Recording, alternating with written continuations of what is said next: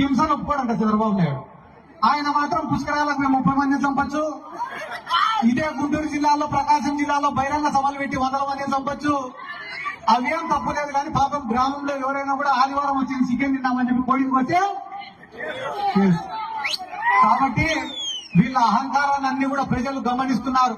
ఎందుకంటే నేను పెద్దగా చెప్పను, ఒక చిన్న ఉదాహరణ చెప్తా. జగన్మోహన్ రెడ్డి అంటే వీళ్ళకి ఎంత భయం అనేది. జగన్మోహన్ రెడ్డి కట్టే మెడికల్ కాలేజీలను ప్రైవేట్ వాళ్ళకి ఇస్తామన్నాడు చంద్రబాబు నాయుడు. అన్ని చేస్తాం ప్రైవేట్ వాళ్ళకి అన్నారు. జగన్ సార్ తప్పు సార్, ప్రభుత్వం సొమ్ము ఇవ్వకూడదు అంటే మేము ఇచ్చేస్తామన్నాడు. జగన్ సార్ ఓపిక పట్టి ఒక టెండర్ వేసే మొగోడు ఎవడో రాన్నాడు.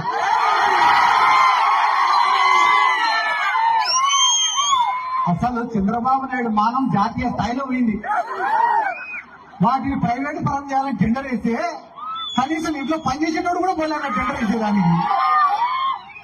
పాపం తలకాయ ఎక్కడ పెట్టుకోవాలో తెలియక మళ్ళా ఈరోజు సంక్రాంతి సంబరాలు ఏంటన్నాడు. ఆవకాయ ఏంటది,